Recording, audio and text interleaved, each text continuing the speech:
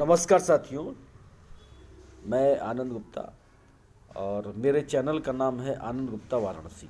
साथियों, आपसे अपील है कि चैनल को सब्सक्राइब कर दीजिएगा और बेल आइकन दबा दीजिएगा ताकि नई वीडियो आपको मिलती रहे। साथियों, इधर बीच जब से बिहार के मुख्यमंत्री माननीय नीतीश कुमार द्वारा एक सदन में एक मुश्किल से 1 मिनट या 30 सेकंड का कोई भाषण है जिसमें उन्होंने महिला और पुरुष के विषय में बच्चे के संबंध में एक छोटा सा क्लिप बोला है। ये क्लिप इतना छोटा है कि कोई इस पे ध्यान भी नहीं देगा ज़्यादा और उसके विषय में कोई बात नहीं करेगा। जनरली वो सच्चाई भी है, उसमें कोई बहुत बड़ी इशू नहीं है। लेकिन वही नीतीश कुमार बिहार में जाति जनगणना कराते हैं और राज्य सरकार अपने पैसे से जाति जनगणना कराती है।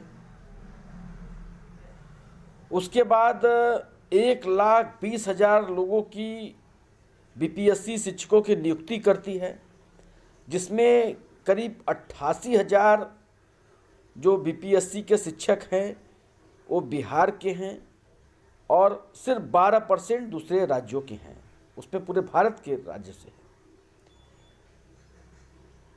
उस पर कोई चर्चा नहीं होती है। नीतीश कुमार द्वारा बिहार में आरक्षण का दायरा बढ़ा दिया गया, 10% सवर्ण लोगों को आरक्षण दिया गया है, 65% ओबीसी को आरक्षण किया गया है, 75% टोटल आरक्षण दिया गया है। उसके विषय में कहीं चर्चा नहीं की गई। जातिगत जनगणना के बाद जो परिवार बिहार में जो परिवार गरीब हैं, जिनका आर्थिक विकास नहीं हुआ है, उन परिवारों को 2 लाख रुपए की आर्थिक सहायता बिहार सरकार देने जा रही है। उस पर कोई चर्चा नहीं हो रही।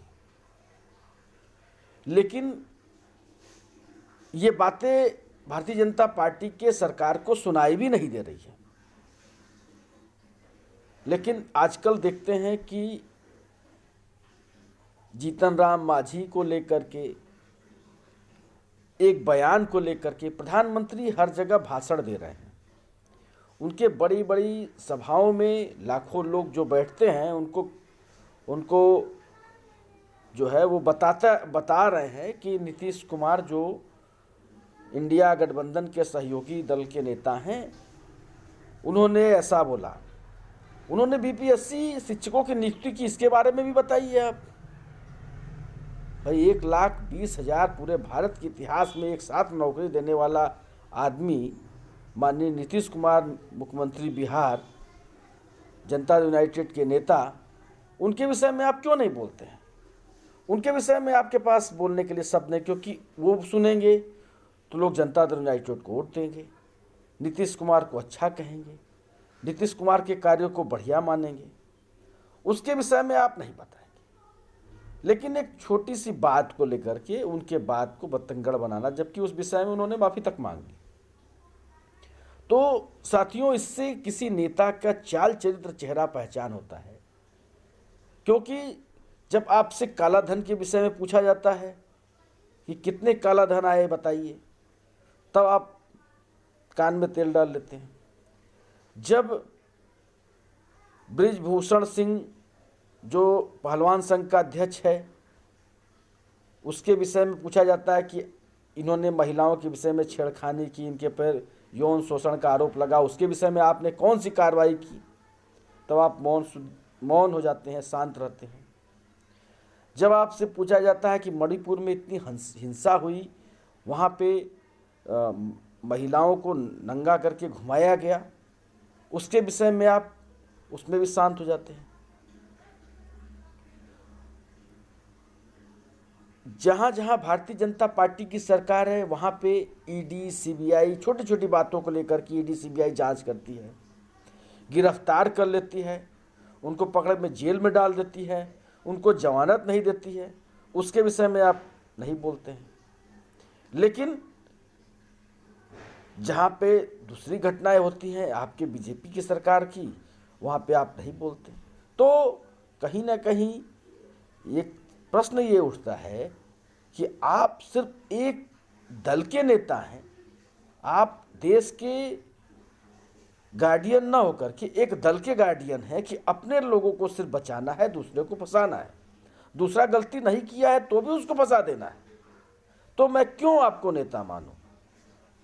जब आप गार्डियन बनने की दिशा में काम नहीं करेंगे, आप दूसरे को फंसाने का काम करेंगे, तो क्यों हम आपको नेता माने? ये आप खुद सोचिए कि आप दूसरे के कामों को छोटा बता रहे हैं, अपने कामों को बड़ा बताते हैं। दूसरे की चीज़ को अपना बताने के लिए वहाँ पे अपना मुहर लगा देते हैं। तो साथियों, इस बात को बहुत सोचने समझने की ज़रूरत है कि माननीय नीतीश कुमार द्वारा 1,20,000 वैकेंसी जो एक बार में क्रिएट कर दिए, और आप बता दें कि 12 लाख करोड़ रुपया जो उद्योगपतियों का ये लोग माफ़ किए हैं, मोदी सरकार द्वारा 12 लाख करोड़ रुपया जो माफ़ किया गया है, अगर उसका कुछ पैसा विशेष राज्य का दर्जा देने के लिए बिहार सरकार को दे देते तो बिहार की आर्थिक स्थिति बहाल हो जाती, वहाँ पे कितनी खुशहाली आ जाती। लेकिन ये तो सूट बूट की सरकार है, ये पैसे वालों के साथ है, ये गरीब आदमियों के साथ नहीं है। इसलिए गरीब आदमियों का भी काम ये होना चाहिए कि गरीब आदमी कभी भी ऐसे लोगों का बात न सुने, इनके साथ न खड़ा रहे। थैंक यू, नमस्कार।